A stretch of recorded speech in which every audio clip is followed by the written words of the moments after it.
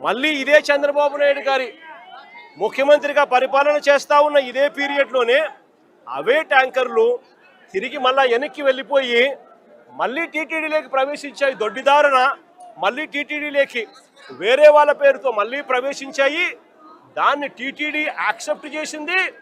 అవే ట్యాంకర్లు లడ్డూ తయారీకి కూడా వాడారు అని చెప్పి ఏకంగా సిబిఐఏ చంద్రబాబు నాయుడు గారి ప్రభుత్వం మీద, వాళ్ళు చేసిన తప్పుల మీద, వాళ్ళు చేసిన అన్యాయం మీద ఏకంగా సిబిఐఏ ఛార్జ్ షీట్లో వేసింది.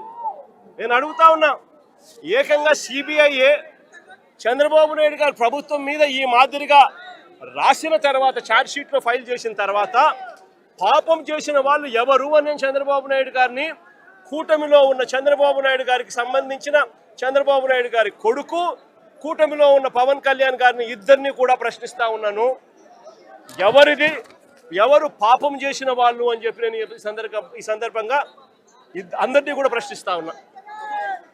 ఇదే మాదిరిగా నేను ఇంకొక మాట కూడా చెప్తా ఉన్నా. అసలు ఇదే టీటీడీ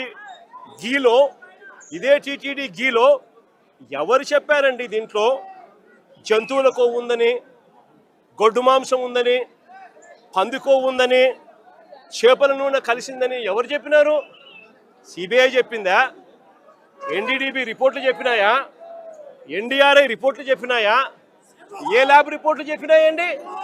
కేవలం చెప్పింది ఎవరు అని అంటే స్వార్థ రాజకీయాల కోసం చంద్రబాబు నాయుడు, స్వార్థ రాజకీయాల కోసం పవన్ కళ్యాణ్, స్వార్థ రాజకీయాల కోసం చంద్రబాబు నాయుడు కొడుకు లోకేష్, స్వార్థ రాజకీయాల కోసం వీళ్ళకు డంకా బజాయిస్తా ఉన్న వీళ్ళ ఎల్లో మీడియా, ఆ ఈనాడు, ఆ ఆంధ్రజ్యోతి, ఆ టీవీ5. నేను అడుగుతా ఉన్నా, వీళ్ళు తప్ప ఇంకా ఎవరైనా చెప్పారా అని అడుగుతా ఉన్నా. అంటే ఒక లేనిది, ఒక అబద్ధానికి రెక్కలు కట్టడం, ఆ అబద్ధాలను ప్రచారం చేయడం, ఆ దుష్ప్రచారం ద్వారా రాజకీయ లబ్ధి పొందాలనుకోవడం, ఇంతకన్నా హేయమైన పని ఎక్కడైనా ఉంటుందా అని. ఇలాంటి సందర్భంలో సిబిఐ ఇచ్చిన ఈ ఛార్జ్ షీట్ నేపథ్యంలో చంద్రబాబు నాయుడు గారు చేయాల్సిన పని ఏమిటి? వెంకటేశ్వర స్వామికి లెంపలేసుకోవడం, ప్రజలకు క్షమాపణ చెప్పడం.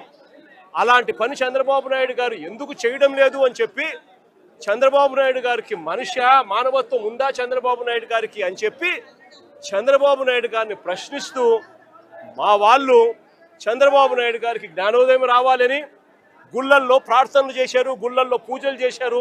చంద్రబాబు నాయుడు గారికి దేవుడు జ్ఞానోదయం ఇవ్వాలని, చంద్రబాబు నాయుడు గారిలో మార్పు రావాలని, చంద్రబాబు నాయుడు గారు దేవుణ్ణి అమ్మే పరిస్థితిలోకి రాకుండా ఆయనకు బుద్ధి జ్ఞానం ప్రసాదించమని చెప్పి ఆయనకు, ఆయన కొడుకు, ఇంకా ఆయనతో పాటు కూటమిలో ఉన్న పవన్ కళ్యాణ్ గారికి అందరికీ కూడా చిప్పు రిపేర్ చేయమని చెప్పి అందరూ కూడా గుళ్ళల్లోకి వెళ్ళి పూజలు కూడా చేశారు.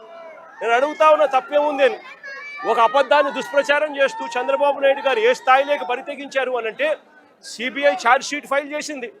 ఎక్కడా కూడా సిబిఐ చేసింది తప్పు చంద్రబాబు నాయుడు అని చెప్పి అంతో ఇంతో చెప్తా ఉంది. కానీ ఎక్కడా కూడా వైఎస్ఆర్సీపీకి సంబంధించిన భూమన కరుణాకర్ రెడ్డి గారిని కానీ, వైవి సుబ్బారెడ్డి గారిని కానీ ఎవరిని కూడా తప్పుగా చేశారు అని చెప్పి ఎక్కడా చెప్పడం లేదు. వాళ్ళకి క్లీన్ చిట్ ఇచ్చింది. ఎన్డీడీబీ రిపోర్ట్లు క్లియర్గా ఉన్నాయి, ఎన్డీఆర్ఐ రిపోర్ట్లు కూడా క్లియర్గా ఉన్నాయని చెప్పి సిబిఐ ఏకంగా ఛార్జ్ షీట్లో ఫైల్ చేసిన తర్వాత ఈ పెద్ద మనిషి చంద్రబాబు నాయుడు గారు ఫ్లెక్సీలు కట్టి తప్పుడు ప్రచారం చేయడం ధర్మమేనా అని అడుగుతా ఉన్నా, న్యాయమేనా అని అడుగుతా ఉన్నా.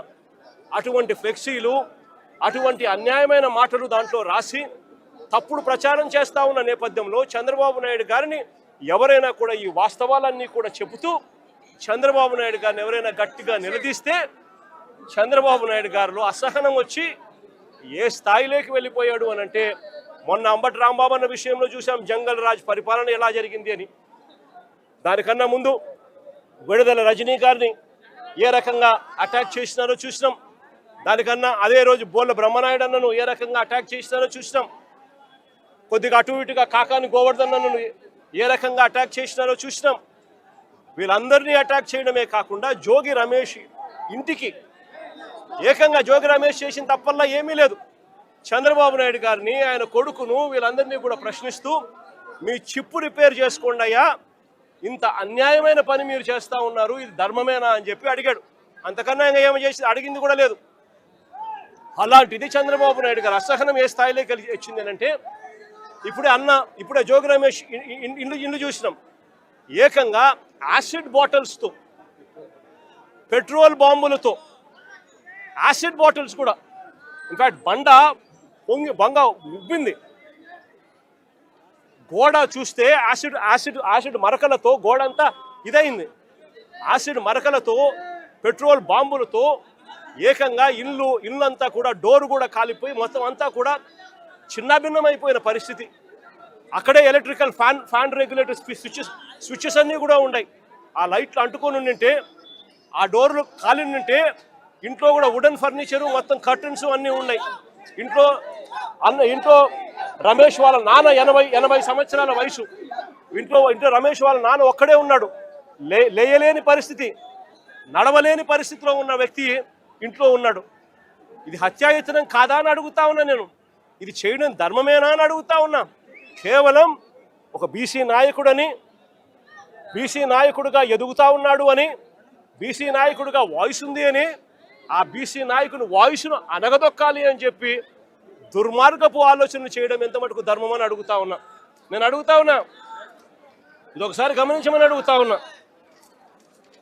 జోగి రమేష్ ఇంట్లో దాడికి రమేష్ ఇంటి మీద దాడి జరగక మునుపు, అంటే దాదాపుగా రమేష్ ఇంటి మీద దాడి ఎన్ని గంటలకు జరిగింది?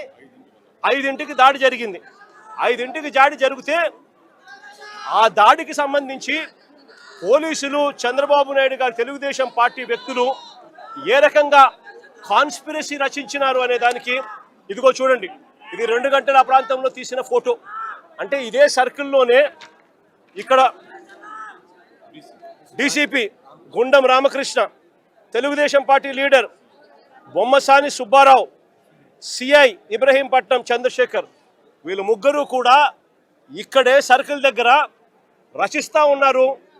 ఏ రకంగా హత్య చేయాలి, ఏ రకంగా ఇండ్లను కాల్చేయాలి, ఏ రకంగా వాళ్ళ ప్రాపర్టీలు ధ్వంసం చేయాలి, హత్యా ప్రయత్నం ఎలా చేయాలి, పోలీసులు ఎలా సహకరించాలి అని చెప్పి ఏకంగా పోలీసులే తెలుగుదేశం పార్టీ కార్యకర్తలతో, నాయకులతో ఈ మాదిరిగా కలిసి 1 గంటకు 2 గంటలకు ఆ ప్రాంతంలో జరిగిన ఘటన ఇది తీస్తూ ఉన్నారు.